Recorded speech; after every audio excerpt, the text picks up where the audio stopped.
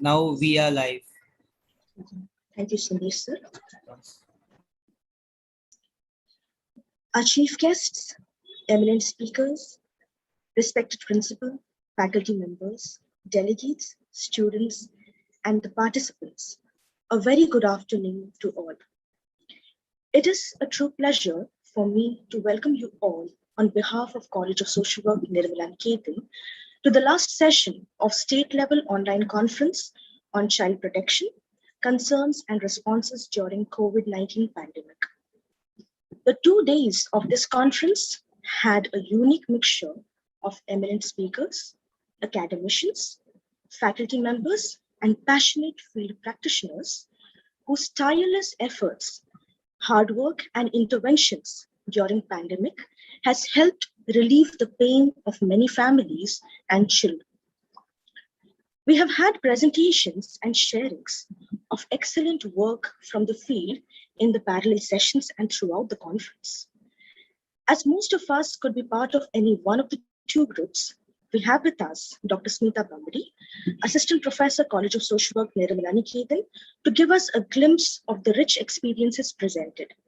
I invite you, Dr. Smita, to take us through the 2 days of conference presentation. Dr. Smita. Thank you, Pallavi.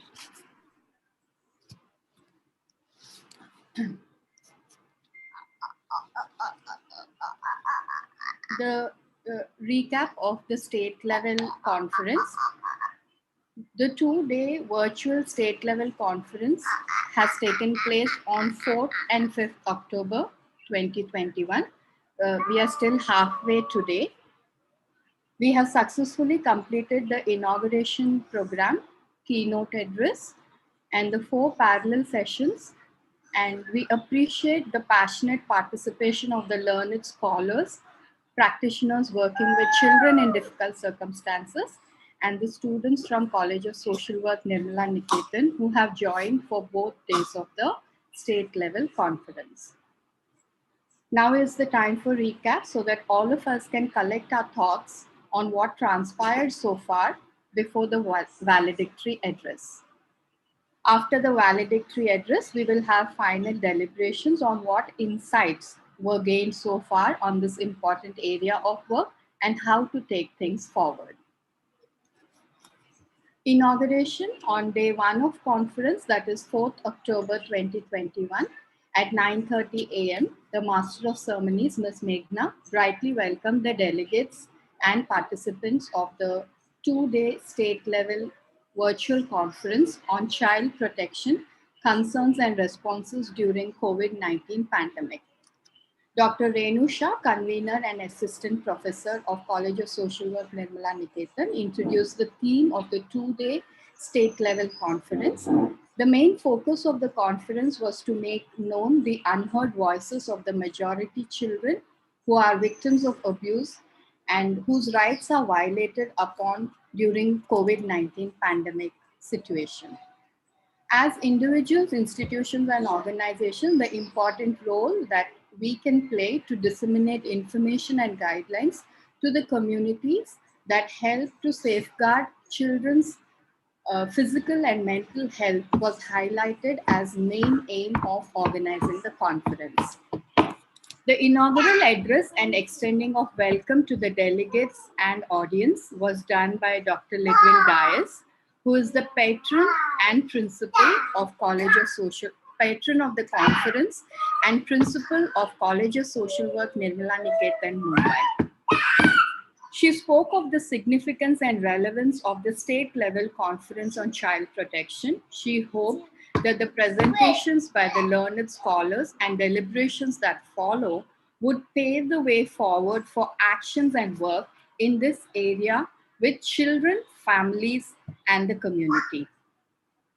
The keynote speaker of the conference, who gave the keynote address in the inaugural session, was Professor Asha Bajpai. She is retired teaching faculty from Tata Institute of Social Sciences, Mumbai. She stated the main concerns related to children who are one of the most affected during the COVID-19 pandemic scenario. Children living in households where the family members lost job or are facing financial crisis are forced to take upon work under hazardous circumstances. Children, especially girl children, are vulnerable victims of abuse and ill treatment within the family context. The discussions covered the role of academic institutions, civil society, corporates, and other governmental institutions in identifying and addressing these concerns, and how information about child rights can be made available to this vulnerable group, and create ways so that they are able to reach out when their rights are being violated. We proceeded on day one with the parallel session group one, theme one, about which I'm going to share some details. The parallel session of group one with the theme entitled Concerns and Responses with Reference to Children's Right to Survival and Health, Physical and Mental Health, and Education During the Pandemic was chaired by Dr. Anita Panot, Associate Professor, College of Social Work, Nirmala Niketan, Mumbai. Dr. Panot began the session by welcoming all and placing into perspective the theme of the parallel session in the larger context of the theme of Child Protection Conference. She then went on to introduce the lead speaker, Dr. Farida Lambe, uh, Mrs. Farida Lambe, who's the former vice principal of College of Social Work Nirmala Niketan, and she is also the founding director of Pratham. Ms. Lambe, who is the lead speaker, she recounted the challenges faced by children during the COVID-19 pandemic. She went on to indicate how the child and the adolescent girl's right to receive the basic rights to health, both in the physical and mental spheres, were violated. She focused on instances of this family and community situation and lack of social structures that could have been supportive, especially to those who are mentally and physically challenged. In a call for action in the way forward, Ms. Lambe prodded the participants to listen to the voice of children, many of them who are saying, provide for us. To look at child protection in terms of the family, community, and state administration by working with them actively. Prioritize the vaccination of children when it becomes available. Of course, first we have to prioritize the adults. Then she also stressed that as schools reopen, the focus should be on welcoming the child back to the school and not to stress on curriculum completion. Secondly, College of Social Work Nirmala Niketan could facilitate collection of data through fieldwork about girls, orphans, and their families, along with work with the community. So, after the lead speaker had enlightened the audience and the presenters of the conference, the presentations were started. Dr. Anita Panot welcomed each of the presenters, and these are the gist of the topics presented by the four presenters in parallel session 1 on theme 1. The first paper presenter, Ms. Shabana Khan from MESCO, spoke on children's education during period of COVID-19. She had conducted a study with 50 children who are associated with MESCO, who are in the 9th and 10th standard, with the objectives to understand current situation of children, type of education accessed by children, and preferences used to get into the educational mode. The responses and findings were quite revealing as they focused on resilience of children and teachers who wanted to continue with education and how they overcame the challenges like unavailability of gadgets, internet, and even basic essentials like food through ration. She focused positively on opportunities that opened and how NGOs and communities stepped in to provide much included support, including efforts by MESCO. The second paper presenter, Mr. Vijay Sansare, Assistant Professor from URDC Ahmednagar, spoke on a boon to blissful life for children during COVID-19 pandemic. The speaker had shared on an innovative engagement with children from a joint family living together, focusing on right of children to develop through education, play, spending leisure time, access to cultural activities, information, and expression of thought. He used experimental methodology of pre and post analysis with sample of 17 children. He engaged with them using 4 life skill activities which focused on social life during COVID pandemic. He indicated how life skills can be used as a means to develop children's abilities so that they can fully enjoy a satisfying and peaceful life. The findings indicated from his study that every level children have grown around 76%. In pre-analysis, it was 33%, and later on it was 67%, thus pointing out that in pandemic, children who were engaged in life skills can grow and their rights to grow cannot be hampered. The third paper presentation was by Dr. Kalyani Talwakar, Assistant Professor, College of Social Work, Nirmala Niketan, and she spoke on parental self-efficacy and stress among parents of children with disability during COVID-19.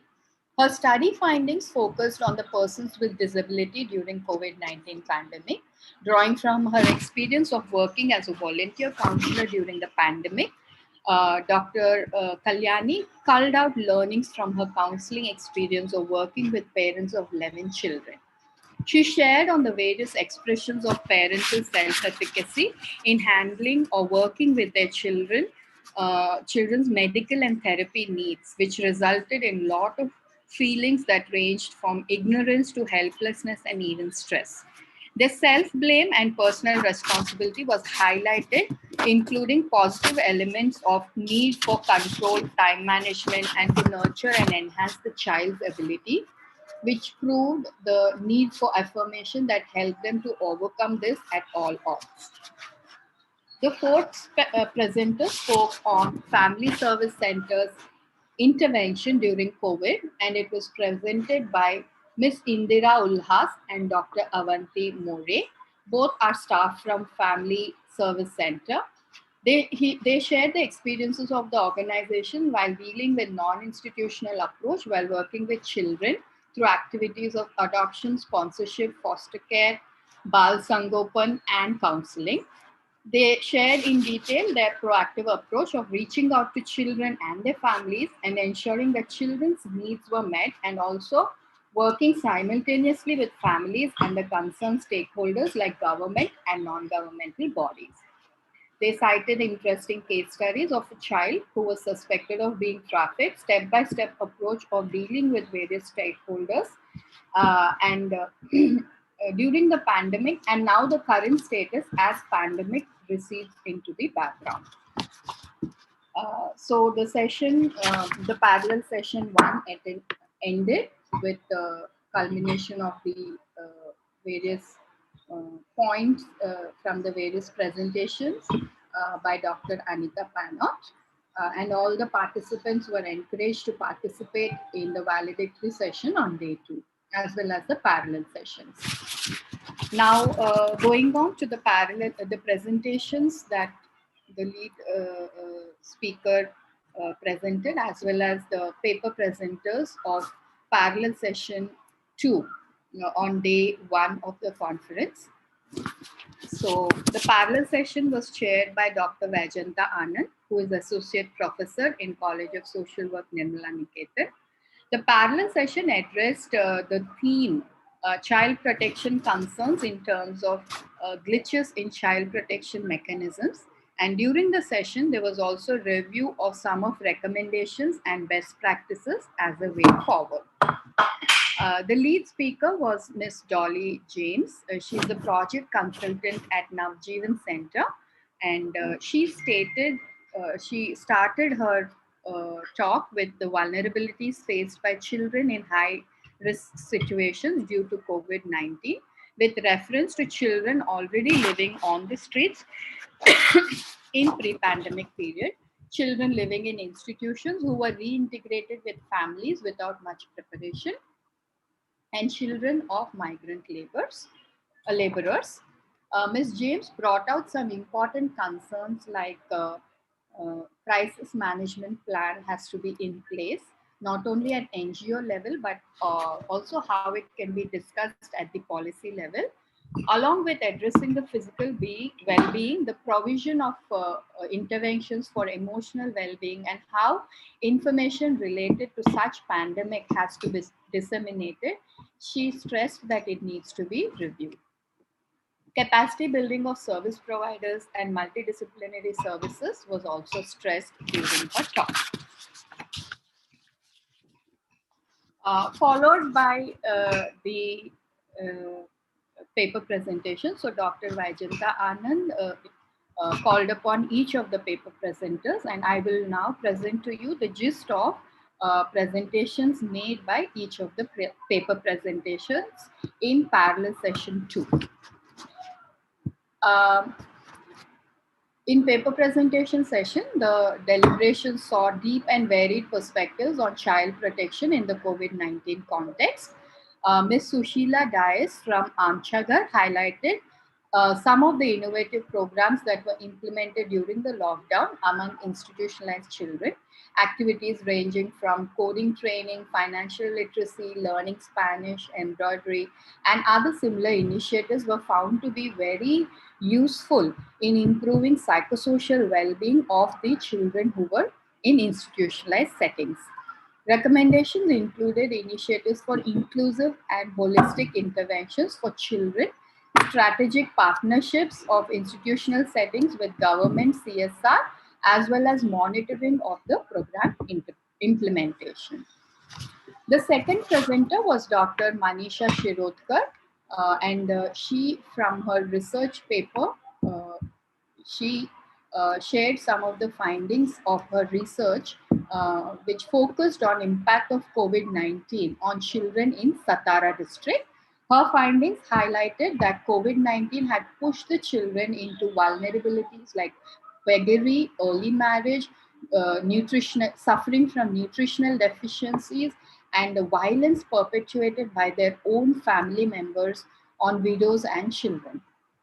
And surveys were conducted by government representatives with no benefits or schemes like Bal Sangopan Yojana, Mission Vatsalya. So these schemes benefits were not reaching out to the intended beneficiaries. Recommendations included IEC materials for deserving families and children, enrollment of widow and children names in land deeds and titles to avoid conflicts, relief from taxes, health cards, and income generation programs. The third presenter during the parallel session 2 was Dr. Tejaswini Malangaonkar. She presented on how COVID-19 crisis had contributed to concerns of violation of children's rights.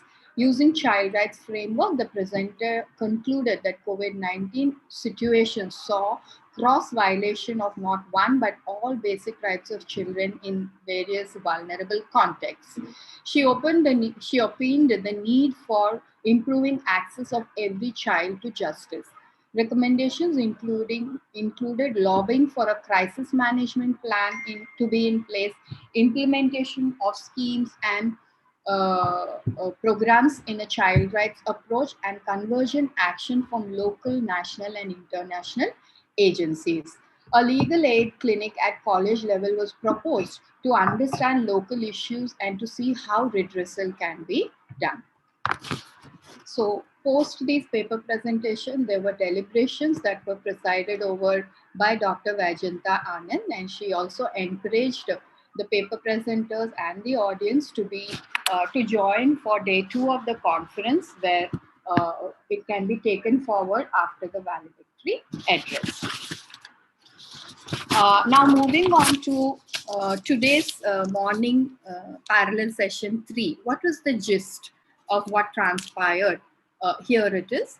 So today's session, parallel session 3, was on the theme child protection mechanism, including laws, institutional and non-institutional services.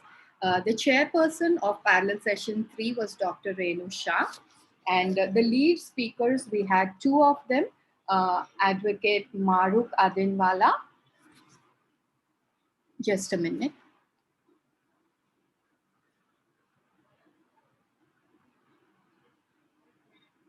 That's my child. Okay. So the first lead speaker, Advocate Maruf Adenwala, she shared about the law as a child protection mechanism. She shared about the importance of implementation of the existing law and challenges that came up during the pandemic situation. She explained the various challenges which were faced by children in childcare institutions and children who were living in the communities. Fear of children being affected by the pandemic was a major concern. Hence, attempts were made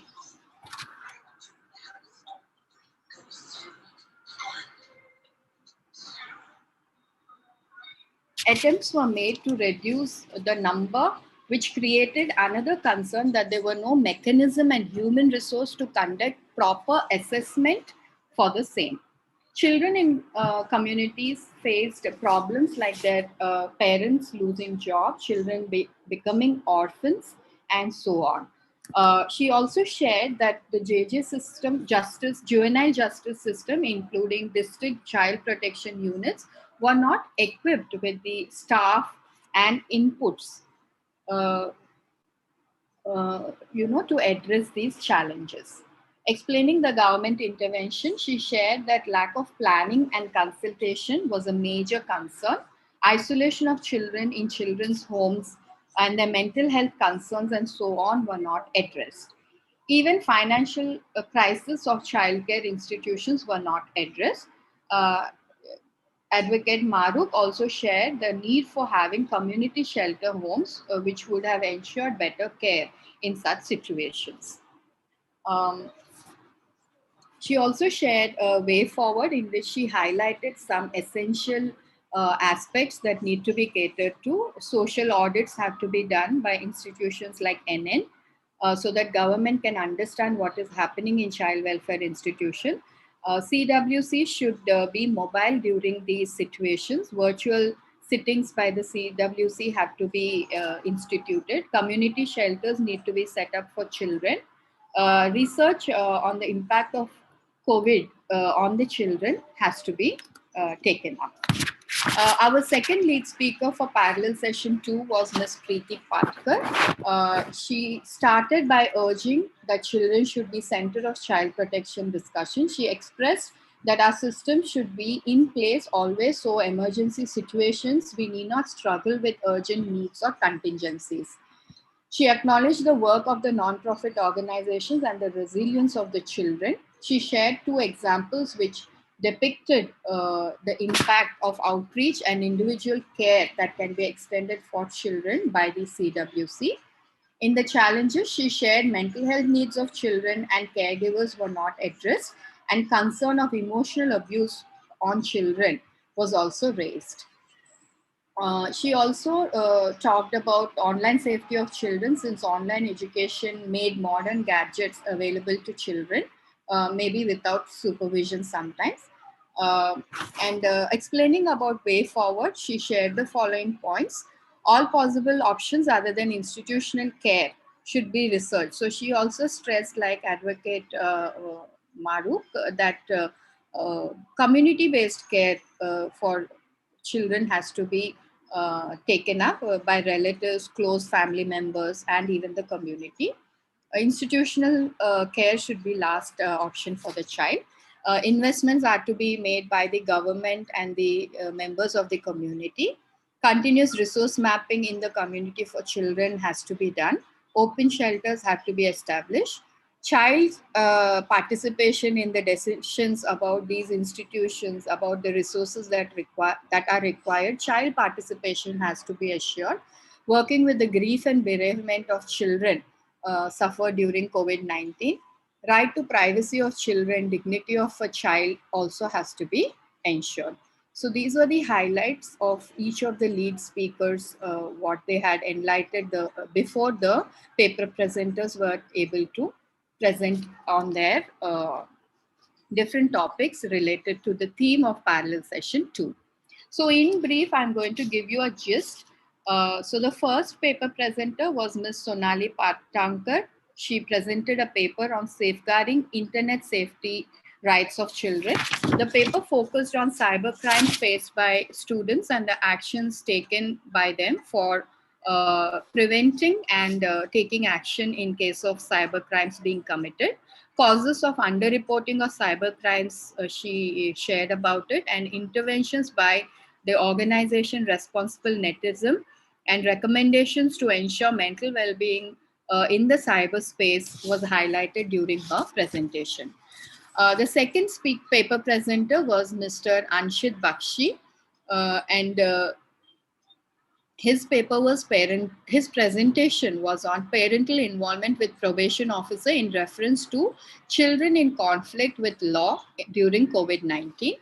um, the paper focused on concerns and responses during COVID-19 pandemic in context of children homes and role of probation officer for children in conflict with law, and how parents' participation is sought for their rehabilitation. The presenter even highlighted the barriers to parents' involvement and some recommendations. So, in children's home, the children who are there, if there is possibility for rehabilitation by involving the parents, this is the topic of his presentation and the role of probation officers in that. The third presenter was Ms. Meghna Vesvikar. She's assistant professor in College of Social Work, Nirmala Niketan. And her presentation was on the topic institutionalization of children in the context of COVID-19 pandemic, where she highlighted the issues and concerns of institutionalized children and the situation of the institutions in cities. She even focused on detailed possible recommendations as way forward for better juvenile justice system for the children. The last speaker for parallel session 3 were Ms. Sureka Sule and Ms. Devyani, and their paper was titled "Situation of Children of Women Prisoners During COVID-19 Crisis," and they are from Prayas, which is a project which is based in TISS, where they work with prisoners and especially women prisoners in the prison facility. Ms. Sureka presented in detail the issues faced by children living with their mothers inside the prison, children living outside the prison with families, relatives, caretakers, and children living in institutions. So their challenges during the COVID-19 scenario. She focused on the different interventions attempted by Prayas, challenges faced by them, and suggestions. So this was the theme, this was the content of presentation, and the chairperson, Dr. Renu, had thanked all the presenters and both the lead speakers, and asked them to participate in the valedictory session and the session after to take many of these important points forward. The last parallel session, I have received it on my mobile. Pardon me, I have received it just now, so I will read it from the mobile phone. So the parallel session 4, it was chaired by Ms. Sonia Rodriguez, who is associate professor, College of Social Work, Nirmala Niketan. And the lead speaker was Ms. Alpa Vora. She is a child protection specialist, UNICEF, Maharashtra. So the session, the talk by the lead speaker, Ms. Alpa Vora, on child rights and child protection implications emerging during COVID-19. She talked about the socio-economic impacts during lockdown, work and school closures in terms of loss of job and livelihoods, reverse migration, intensified struggle of vulnerable groups for survival, increase in domestic and intimate relationship violence, online exploitation, reduced access to healthcare, and increased incidences of child marriage and child labor. She also talked about mental health concerns like feeling alone due to isolation, uncertainty, fear, and depression, the negative coping mechanisms that some children and families have taken on. She stressed how the community-based organizations were frontliners and provided support in terms of running shelters, interstate networking, helping migrants in returning to their states. Uh, they played the role of advocacy and watchdog and contributed to policy decisions at that point of time. They also arranged for financial relief and non-institutional services. She also talked on other aspects which I have mentioned before. Um, then moving on to the presentations during the parallel session 4, Ms. Aureen was presented on the topic pandemic and its adverse effects on children and their families. Drawing on her and colleague experiences in the field, she said there's a tremendous impact on family and negative impact on children who are residing within the family. So parents losing their jobs, increase in family conflicts. The children also were stressed and affected by all of this, and it affected their academic performance as well as their personal development in terms of self-identity, as well as their physical and mental health. Finally, their NGO managed to so none of the so she narrated an experience also from her practice where her NGO, the NGO that she is working with, how they have intervened with the situation of a child who was having health concerns, and they addressed it. Now, when the schools have been told to reopen, the children who have gone back to the villages in and outside Maharashtra, they will not be able to quickly, return and resume attending school. She emphasized the need for long-term intervention and rehabilitation of the families who suffered losses during COVID-19. The second presenter, Ms. Smita Zankar, presented on IAPA's journey with the COVID-19 pandemic, hand-holding with the children. She described strategies that were used by the NGO she is working with to ensure their adoption and foster care services were not affected due to the lockdown. The social workers continued providing material, non-material support to foster families and adoptive families through the network system that they had instituted during COVID. She talked about how there are few fraudulent cases that were brought to light by social workers. She said it is important to reconnect and re-engage with child in innovative ways that would allow him or her to enjoy life again and come back on track once the schools reopen. The third presentation was by Dr. Pratibha Pagar and Dr. Manisha Shukla, which was on a study on social work intervention and right to education with special reference to selected communities in Nashik city. And based on her study, so I have been asked to wind up, so I will quickly wind up in 2-3 lines. So her study found children had difficulties in understanding what was taught in online classes and what were the interventions the NGO had taken up in order to see that the children's education was unhampered. The last presentation was on social work interventions with institutionalized children in pandemic by Mr. Zaid Saeed from Save the Children India. He talked about plight of institutionalized children and the various interventions that their NGO Save the Children had come up with and the challenges that they faced while implementing these different interventions. So for the institutionalized children, what was the plight? He categorized different issues and how their NGO successfully came up with interventions to leverage these effects on the institutionalized children. So with that, I conclude. I have been able to cover the different talks by the lead speakers as well as the presenters for both days of conference, and over to Pallavi. Thank you. Thank you so much, Dr. Smita, for a detailed recap of the conference.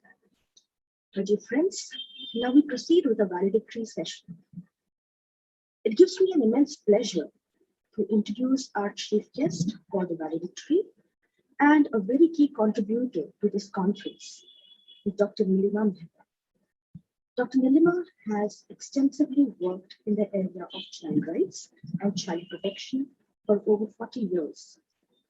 She has been associated nationally and internationally for policy development, legislative reforms, training, research, and documentation.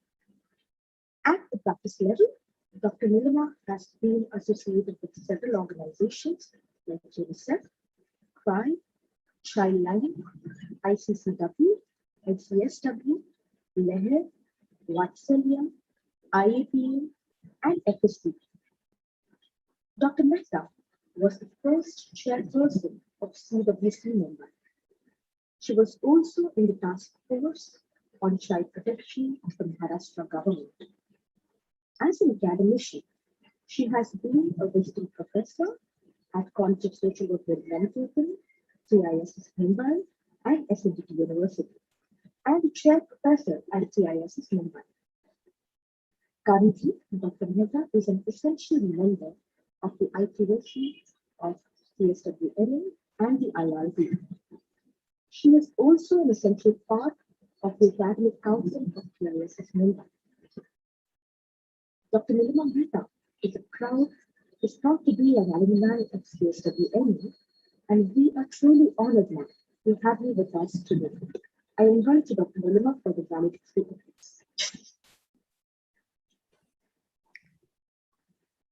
Thank you, Pallavi.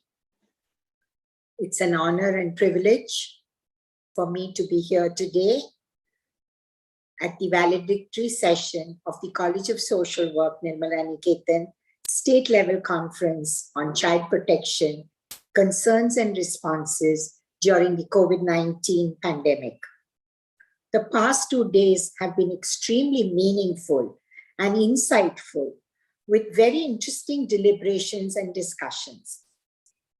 The enriching contribution of our speakers and paper presenters have brought before us tremendous learnings in terms of the concerns and responses in the space of child protection during the pandemic.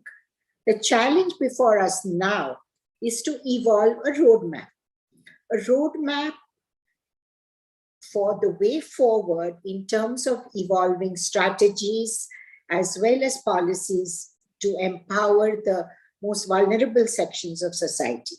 We need to make a work plan for impacting policy, program, and legislations in order to ensure that the practice aspects of protecting the rights of vulnerable children during a disaster or crisis situation are well in place, and they can be replicated and scaled up as and when situation arises. Whether it's a man-made disaster or a natural disaster situation, child protection is about ensuring that every child has a safe and nurturing childhood in a caring environment, especially in a family. Child protection is also about protecting all vulnerable children from abuse, violence, exploitation, and neglect of any kind. This is a non-negotiable commitment that we shall all, as professional social workers, make so that there is zero tolerance to any form of abuse of children.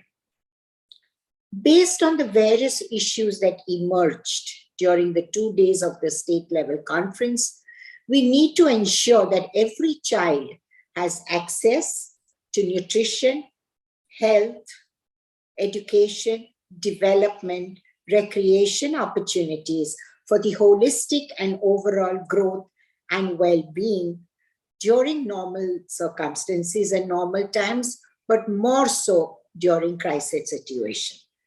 This has to be surely within a rights-based framework. Children have rights, not just needs, and therefore we as adults are the duty bearers to ensure the fulfillment of these rights. This rights-based framework has child participation at the centrality of all decisions that impact the child. The pandemic situation has shown us that the vulnerability of children was heightened with the risk factors of caste, class, gender, region, religion, poverty, patriarchy, and disability resulting in neglect, abuse, separation, and resulting in a separation and the child being completely without any kind of psychosocial emotional support during this time. This also brought up the challenges of prevention of unnecessary institutionalization and taking an appropriate decision on family-based alternative care like kinship care, foster care, adoption. Community participation and community-based intervention became the most important aspect of intervention, as we have all seen from the sharings of all our paper presenters and our lead speakers. The government machinery was also effectively mobilized, and a Maharashtra State Child Protection, a task force on child protection was constituted to address the needs of children impacted by the pandemic so that existing resources and services were easily accessible by NGOs, civil society organizations. Accessing and linking the existing resources with the needs of vulnerable children as expeditiously as possible and simultaneously ensuring that their safety became a very daunting task in the face of adversity. The continuum of care and protection in terms of rescue, relief, restoration, repatriation, reintegration, and rehabilitation efforts are still going on. The long-term process of follow-up, monitoring, and supervision has to be sustained to ensure child protection long after the pandemic crisis is over. The home study, home visits, social investigation reports, mobilizing the village and district level child protection committees and child protection officers, the networking of various allied systems, efficient intersectoral collaboration and cooperation are critical to ensure the best interest of the child. As shared by our speakers during this two-day conference, a surge in the number of cases of mental health concerns, child abuse, domestic violence, trafficking, child marriage, sexual abuse, abandonment and separation of children from their families was observed. The closure of educational institutions, homeschooling, lack of resources in terms of technology, as witnessed by the vulnerable sections of society, was also one of the biggest challenges, as shared by our speakers and resource persons. The problem encountered at every disaster situation is assessing and estimating the magnitude of problem and resource mapping. This leads to the non-availability of reliable data, and this presents a great challenge before child protection practitioners, functionaries, and policymakers and the government in order to see how to intervene and how to make effective strategy policy decisions that impact vulnerable children. The interventions of various international organizations, NGOs and civil society organizations, academic institutions contributed tremendously to the protection of children. The student body, the faculty, social workers, frontline workers, nursing staff, health workers, and medical practitioners all pulled in their resources to combat the emerging issues that the pandemic brought before us, especially in the context of the vulnerable child. All in all, it was truly a humbling experience and also a very inspiring one, to say the least, to see the collective endeavor in protecting the best interest of the child.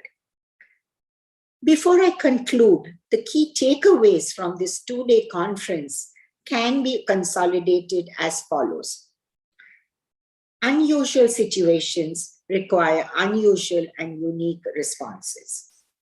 We must take a cooperative, collaborative approach to address the crisis rather than a combative and confrontationist one, as some of our speakers also reiterated. The continuum of care and child protection are a combined effort of the government, civil society organizations, and the corporate sector, with a networking, dovetailing, and intersectoral collaboration between all the allied systems. We do not work in silos and reinvent the wheel, but in fact, collate all our efforts and interventions so that there is a dovetailing of all our efforts rather than reinventing the wheel. The child's right to a family and the right to participation are so critical components in every intervention in child protection. In conclusion, I'd like to acknowledge and appreciate the efforts of my alma mater, the College of Social Work Nirmala Niketan, in organizing this conference, in visualizing and ideating this opportunity and platform for us to work together. This was a great opportunity to share, to learn, and ideate together in the best interest of children, the most vulnerable sections of society. As part of the way forward, it is important to prepare a roadmap, like I said, in the space of child protection, and it would only be appropriate if the College of Social Work Nirmala Niketan considers the mobilization of a resource center on child protection. This would be an excellent outcome of this conference, and all of us, with the cooperation and collaboration of our professional social work partners who are here with us, and we are all on the same page to take this forward. We could create a think tank that can ideate together and make this a reality. Evolving effective and appropriate child protection policies and intervention strategies is the challenge before all of us, like-minded professional social workers and workers in the development sector who are here today, so that we can work together to ensure to every child a safe and nurturing childhood. Thank you very much for inviting me, and it's been an honor and a privilege for me to be here at this valedictory session. Thank you, College of Social Work, Team Nirmala Niketan. Thank you so much, Dr. Nilima, for showing us the key areas that need urgent attention and for motivating us to work towards the same with a rights-based framework. Dear friends and colleagues, it's valedictory, time to say a goodbye, but we as the practitioners of social work do not part our ways. We collaborate, we work together as a team. In the current situation, we, College of Social Work Nirmala Niketan, look forward to collaboratively engaging in weaving the safety net together so that no child falls out of it and safeguard the rights of children. For this, I invite Dr. Renu Shah, convener of the conference, Ms. Meghna Speaker, co-convener, and Dr. Vajinta Anand, convener IQAC, to facilitate the discussion, lead us through the way forward. Thank you, Pallavi. Thank you, Nilima ma'am, for giving us outline and inputs, your inputs specifically about the way forward. And actually, Dr. Smita has done the recap, but we just now like to, take ahead in terms of key takeaways and also in terms of how to go about further. As we have been saying, and this conference was conceptualized in terms of leading us somewhere, not just limiting into the conference proceedings, booklet, and within the academic domain only. But we always, right from the beginning, the conference was conceptualized in terms of intending to take something into the field, something into the child protection domain. So there are certain areas from the beginning of the conference till the end of the conference, till Nilima Mehta ma'am has said. So I'm just pointing out those aspects. I would request Nilima ma'am, committee members, Pallavi, Meghna, and also Dr. Vijayanta, if they have anything to add on to that, they can add. And if we have like our paper presenters, lead speakers in this session, if they can also contribute in this. Yeah. So I'm just, we have just done some classification of the things which have come, the discussion, the pointers in terms of way forward. So we have got clearly some ideas in terms of overall as a college and as all those who are working child rights people, those who are working in the field of the child protection, we need to think in terms of strengthening the system. So strengthening the systems in terms of the child protection system, which is already in place and existing, and also the community level systems in terms of the community electoral representatives are there, ward level officers are there, families, relatives, extended family. So that understanding has come in, and the COVID situation also brought to the fore that these systems, though these are in place, but need to be strengthened. A lot of support is required, and a lot of support is required where college and other like-minded organizations can pitch in some of the aspects. So within the child protection mechanism, institutions, we can think in terms of like institutions, community, research, resource center. These are the few areas where we can work. So within the institutions framework, if we say, so identification documents, working on the identification documents of children, those who are in the institution, those who are being released and restored from the institution. Social audit of childcare institution is another area which also can be looked into in terms of our intervention, college, and in collaboration with the organizations which have been part of this conference. Mental health, addressing the psychosocial concerns as well as the mental health concerns of the children and the caregivers within the institutions as well. And the thinking is in terms of establishing. There was a talk and there were inputs with regard to having community counseling centers, drop-in centers for the children within the communities, and also to have these kind of community counseling centers within the institutional setup as well. This is with regard to children. Another aspect with regard to institution and protection mechanism is, as we all know, we have seen in pandemic context and otherwise also we know that the protection mechanism, the institution, CWC, JJB, non-institutional services, all these things are quite understaffed and overburdened.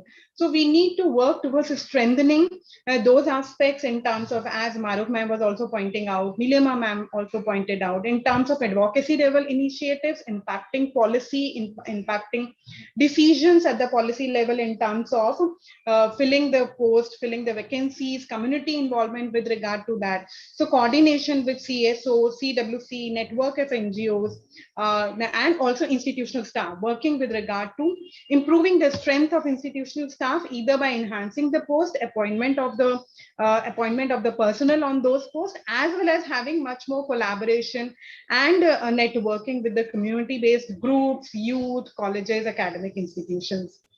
That was one aspect which we thought about. Then another thing is with regard to within the communities, and I think right from the beginning, the discussion and those who are working in the field, we know that we are talking more in terms of, the approach overall of the system has been more in terms of punitive approach, or in terms of retributive approach, or in terms of reactive approach. Rather, we need to take a stand and work towards more of a preventive approach.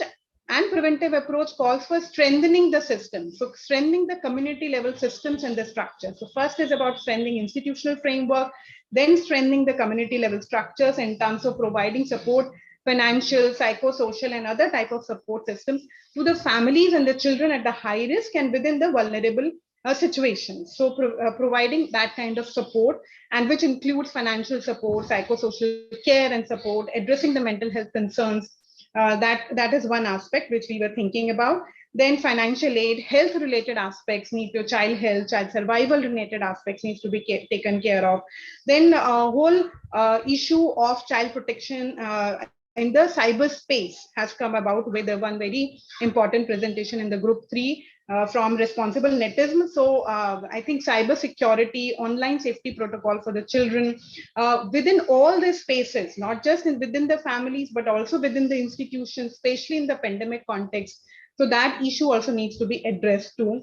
Cyber security, so sexual abuse, networking of community-based organization, youth groups, and also prevention level when we are saying, so more of awareness, sensitization, bringing the law to the people, demystifying the concepts, the provisions which are there in the law, and making it workable for the people, bringing it back to the people so that they know what are the provisions and how to access those resources.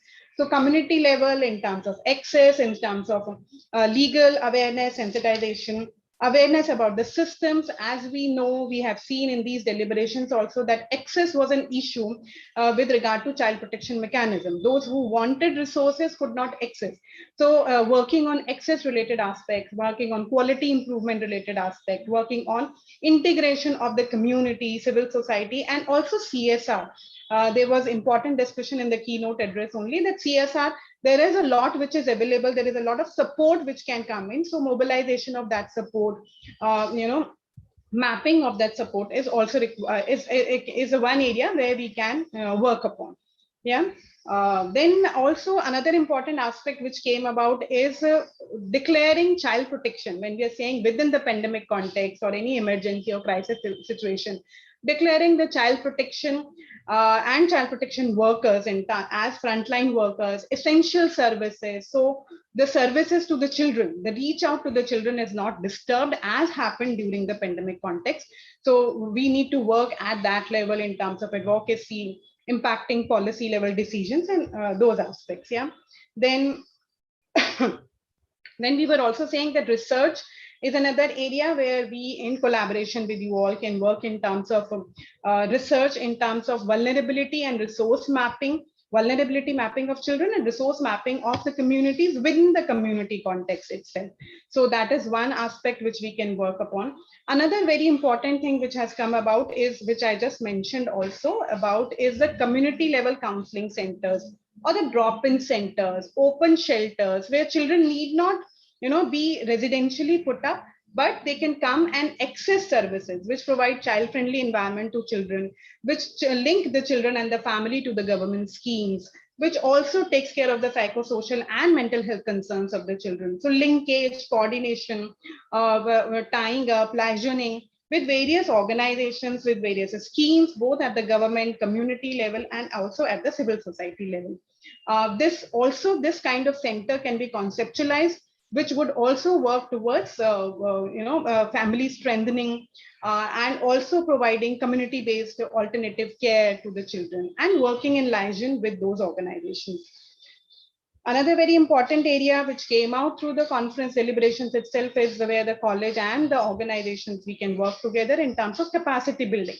So capacity building and training with regard to online safety, with regard to the simplification of the laws, taking the laws, legal provisions, government schemes, and all the provisions which are available to the community, to the people, to the families which are at risk. So capacity building in those directions, capacity building of our institution, the protection mechanism and the functionaries, those who are in the mechanism, in terms of CWC, JJB, police, institutional staff, caregivers, and various other functionaries who are there in the system. So capacity building, college, is the one area where we can take initiative, of course, in collaboration with you all. So these are some of the things which we have, which came out through the discussions in terms of way forward. There are many other things. I'm not listing down everything. Maybe in the proceedings and further discussion with you all, we'll keep taking that up. But we were also thinking in terms of having, these things not to remain just within this space only, not to remain just within the conference proceeding documents. We were also thinking if at the end of the conference we come out, we form a kind of task force and also a kind of coordinating committee, which can look, which can think in terms of working on these issues, at least to begin with few small things, and then and we have representation from all these organizations. So like we had many organizations in our conference, Amjagar, Responsible Netism, IAPA. So we would seek your contribution, collaboration with you all, so that the discussions can lead us somewhere. Yeah, that is what I have to say. If our team members, Dr. Lidwin, Dr. Vijanta, if anybody has anything, or even our participants, lead speakers, they would like to contribute to this. And also just last one thing, what Nilima ma'am also highlighted in terms of developing a think tank, as well as in terms of working on developing a resource center for child protection. from the college side. That also can be seen. Yeah, thank you. Any comments? Any suggestion to that? No, that was great, Renu. I think the conference is going to conclude, but the challenge before us is even more, I think, especially as the College of Social Work has always taken a lead in new initiatives, especially as frontline work and as grassroots level empowerment of the community.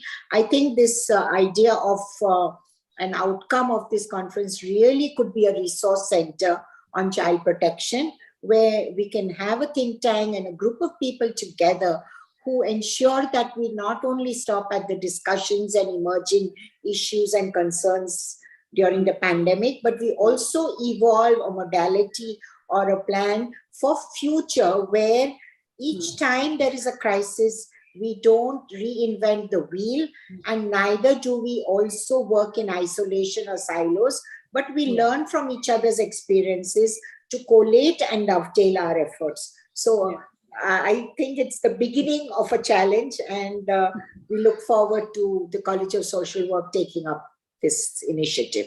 Thank you for organizing a great conference, Renu. Thank you. Thank you so much, ma'am. Yeah, I was thinking if Pallavi, Meghna, Dr. Vijanta had anything to contribute. Yeah, Renu, Vijanta here. Yeah. I was feeling that, one of the things which, as a college, which we can look at is, yes, of course, research and resource center, and we can add training part of it, because, all of them have been, talking about a kind of a virtual as well as the space where various kinds of training and, awareness building, various kinds of things are required. So, it can be in collaboration with the legal system, in collaboration with government, since we do share, a little better relationship with, all these systems. So we can, provide space. And if we form a committee, where members probably on the WhatsApp group, you can put it up. And, we can form a kind of a central committee which can represent both rural Maharashtra as well as, Mumbai and neighborhood. And this committee can then come up with various kinds of things. But our college definitely, I feel, can host or, take some responsibility of providing training programs at various levels. And social advocacy is also something which we can get involved. Right. Thank you. Thank you so much. Yeah. Anyone else? I think Lambe ma'am is also here. Alpa Bora ma'am is here. I mean, I saw them in the beginning. If they have anything to say, or for that matter, anybody else, our organizations, Prayas, and other people who had the presentation. Dr. Lidwin probably can also. Dr. Lidwin can also. Yeah, sure. Yeah.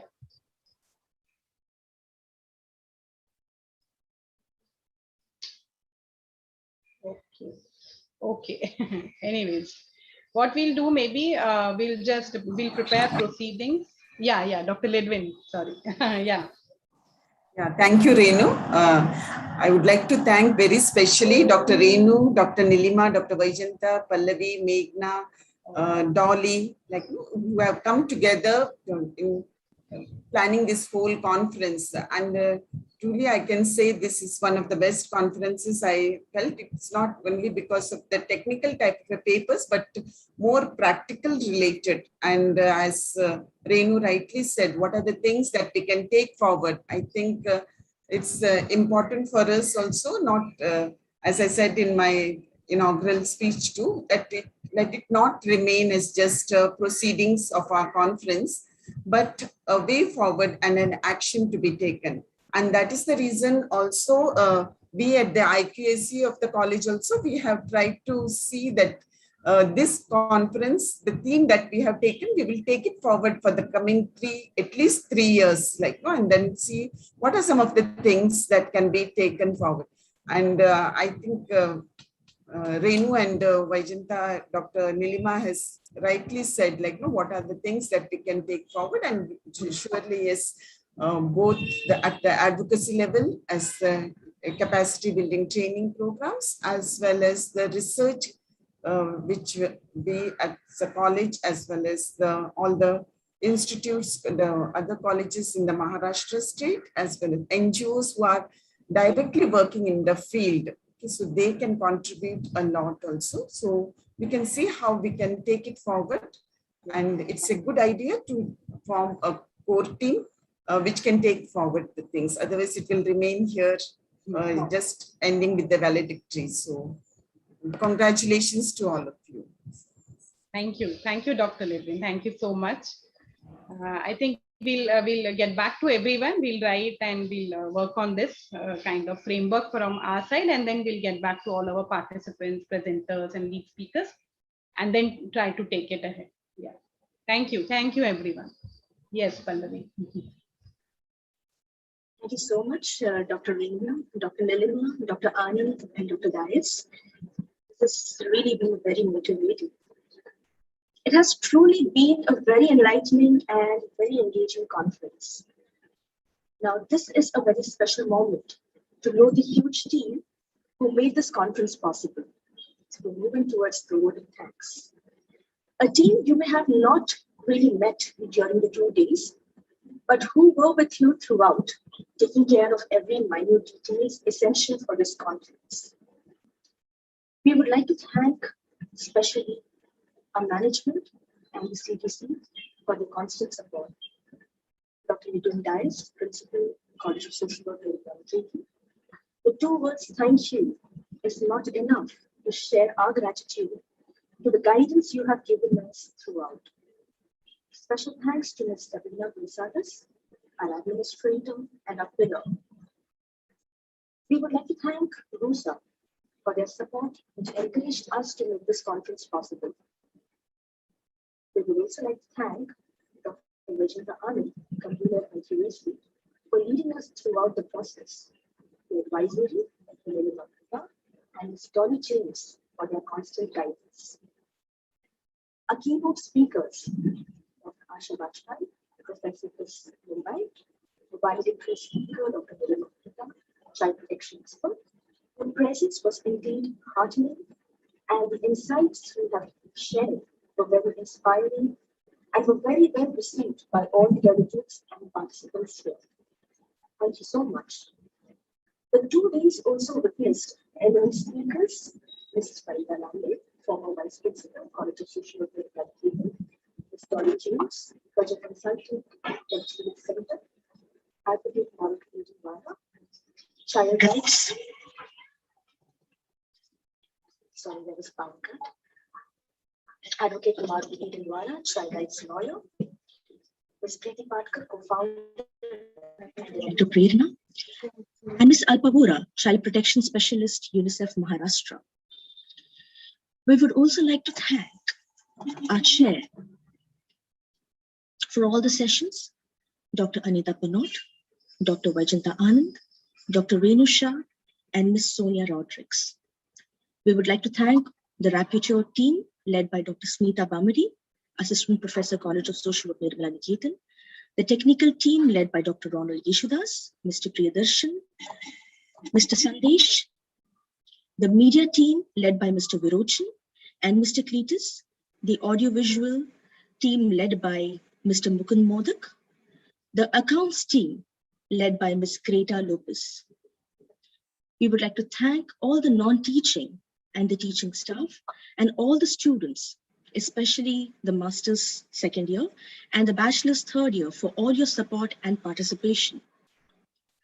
On behalf of College of Social Work, Nirmala Niketan, we would like to take this opportunity to thank all the delegates from different organizations and institutes, especially Department of Women and Child Development, Palghar, MESCO, Prayas, Rangoonwala Foundation, YWCA, Amcha Ghar, IAPA, Responsible Netizen, and RCJJ, Tata Institute of Social Sciences, Mumbai, SNDT, and our alumni for your contribution to this conference. Most importantly, we would like to thank each one of you for taking time out from your busy schedules and enlightening us with your thoughts, wisdoms, and ideas. I'm extremely sorry if I may have forgotten anyone, but we are truly grateful to all of you. A very special thanks goes to our children, all of them. Especially, I would like to take a few names, baby Hermes, Kavya, Dhruv, for their constant support throughout. They were part of literally all our meetings, and in fact, some of them even today for the conference. Thanks, Pallavi. Last but not the least, I would personally like to thank Dr. Renu, convener, and Ms. Meghna Westwikar, co-convener. It was great working together as a team. Thank you so much. I will request all to please on your camera so I can take a group photograph.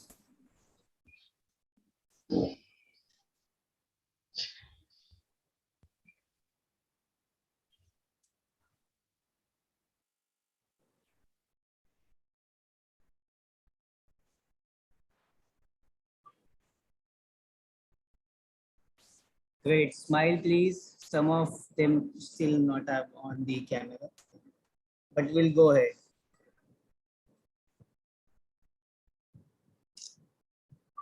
One more please. Yes, done. Thank you so much. Now will Pallavi ma'am. Yeah, may I request all to now be on an attention mode for our national anthem. You could either stand on our places or sit in an attention area.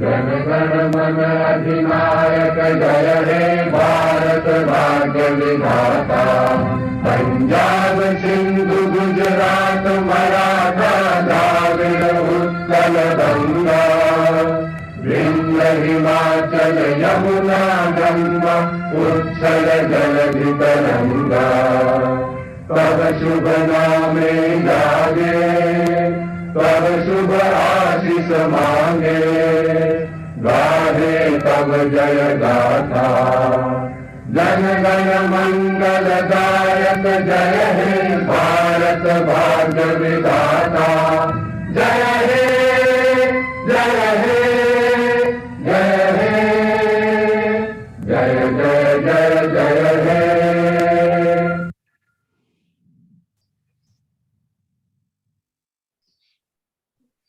Thank you once again.